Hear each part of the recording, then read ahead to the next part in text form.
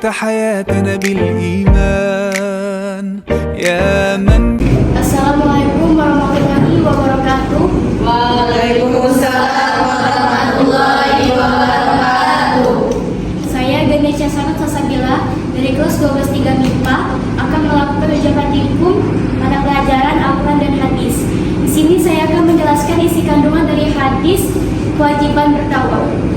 Bismillahirrahmanirrahim. An Abi Hurairah anna Rasulullah sallallahu alaihi wasallam qala ta'ilal huda kana lahu ajrin mithlu ujuri man tabi'ahu la yakusu zalika min ujurihim syai'an wa man da'a dalalatin kana alaihi izmi mithlu min athami man tabi'ahu la yakusu zalika min athamihim syai'an.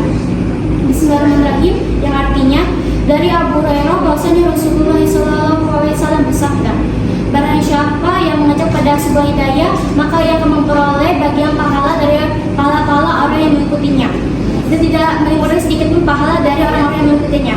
Dan barang siapa yang mengajak kepada suatu keburukan, maka ia memperoleh bagian dari dosa-dosa orang yang mengikutinya, dan tidak mengurangi sedikit pun dosa-dosa dari orang yang mengikutinya tersebut.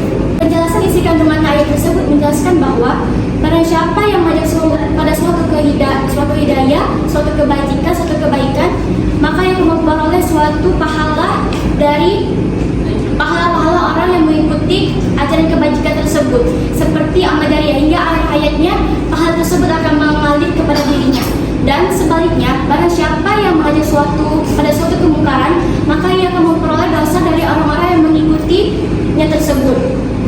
Dan hingga akhir ayat, maka ia akan memperoleh dosa-dosa dari orang-orang yang mengikuti ajaran yang tersesatnya tersebut. Yang kedua, saya akan menjelaskan isi kandungan dari hadis amar ma'ruf nahi munkar. Bismillahirrahmanirrahim.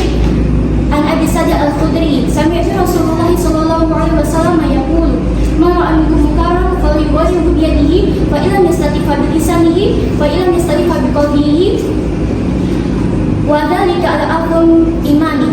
Bismillahirrahmanirrahim, artinya dari Abu Sa'id Al-Khudri bahwasanya yang mendengar Rasulullah SAW bersabda, barang siapa yang melihat suatu kemungkaran, hendaklah ia mengubahnya dengan tangan dan kekuasaannya, dan jika tidak mampu dengan cara ini, maka ubahlah dengan cara lisannya atau dengan cara menasihatinya, dan jika cara ini tidak mampu juga, maka ubahlah dengan hatinya, dan demikian itu mengubah dengan hati merupakan selama-lamanya iman.